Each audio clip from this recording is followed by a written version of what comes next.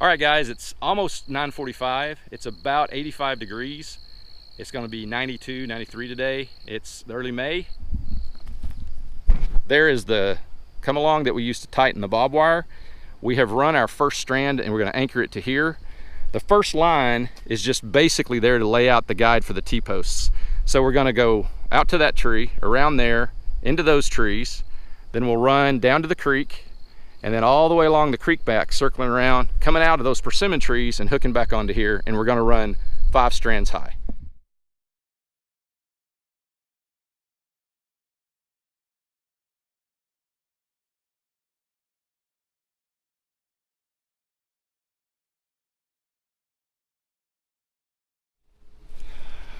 We finished it.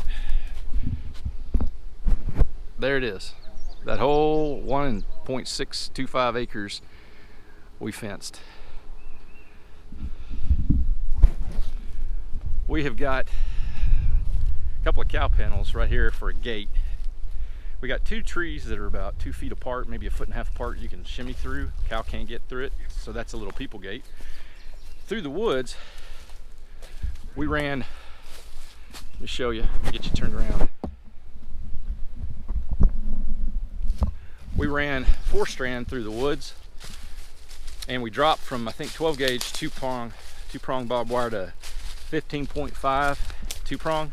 It's just easier to carry through the woods. We tried to leverage trees.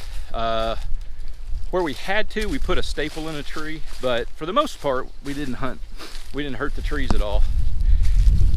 I apologize if I'm sniffling and then if I'm stumbling around verbally, but we've been out here for about 9 hours working, and we are wore plumb out.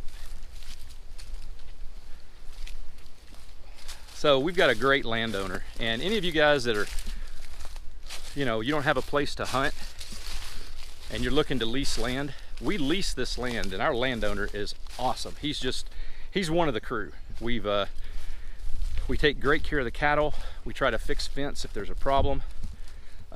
We do everything we can to help him, and in turn, he's the guy that came out and tractored this field, disced it up. We planted a bunch of seed. I will tell you what we planted in the description with a link below. And as you can see, this is just beautiful. This is on the back side of the food plot. And we just disced that up to see if it would grow, and then you can see it kind of starts.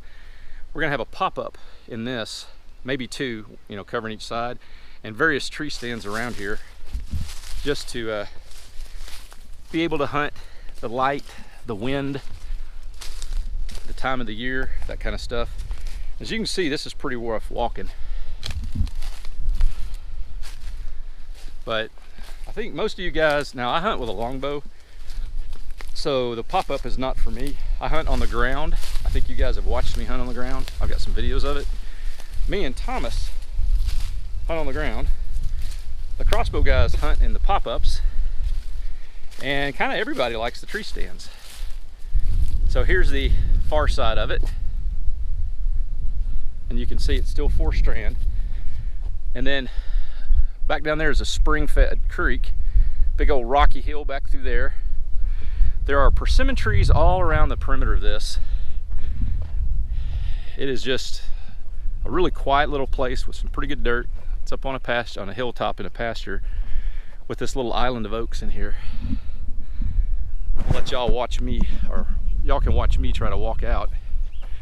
I'm trying to show you just kind of some of the terrain we had to spool those 80-pound rolls of barbed wire through.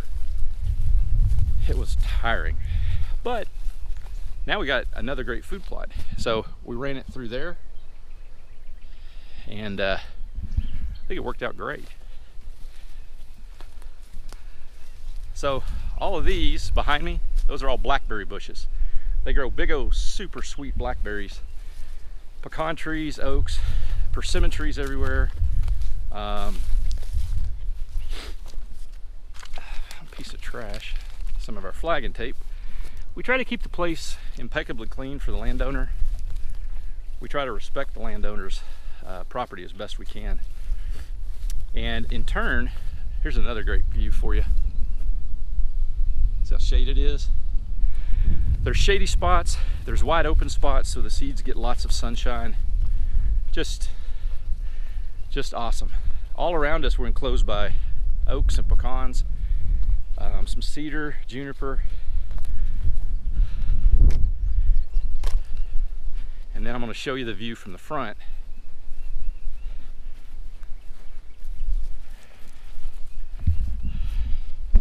There you go. Isn't that pretty? And then there's the guys over there on the trucks.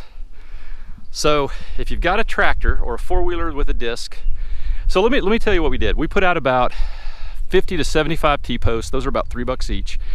This is the heavier gauge, 12 gauge wire. We put it here because the cattle, you know, freestanding posts, the cows are going to really push on it. Everything else through the woods is 15.5 gauge, 4-strand, 12 gauge, 5-strand here. So let me tell you what it costs. Can't tell you how much diesel we used, not much. Tractor time was kind of free, just volunteered, but you'd have to have that. We put out about 75 T-posts at $3.25 each, something like that. 3 rolls of barbed wire at about, I don't know, $60 a roll, something like that. And then the seed was about $300, $250 delivered, and I'll film the seed for you. And then we bought some of these little gadgets that clip on like this, and they screw in to the bottom of the game cam. You can adjust it this way and this way. It's on a gimbal. That's some really cool stuff right there. And we have cameras around this for 2 reasons. We want to pattern the deer as the student's guide gives us a little rein to make the seeds grow, please. And we want to see where do the deer come in from before we start putting stands and pop-ups and stuff in. And then we want to kind of work with that organically and not bump the deer or change their patterns, but have something set up where longbowmen and crossbowmen can hunt. So we're just trying to work with what we got. Deer love to come in this area anyway. They play around here. And bought way too much barbed wire. Bought 4 or 5 rolls, so I'm leaving it for the landowner. So I'd really recommend you guys go out and try to find a landowner, pay them a fair rate, help them work, and then they'll help you in turn. And you don't have to own land to have a great hunting spot. I mean, we love our landowner and we have great times, and he comes and camps with us and eats. I'll show you the seed.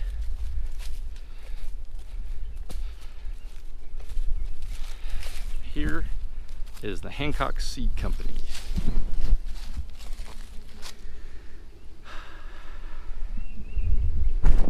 That's it.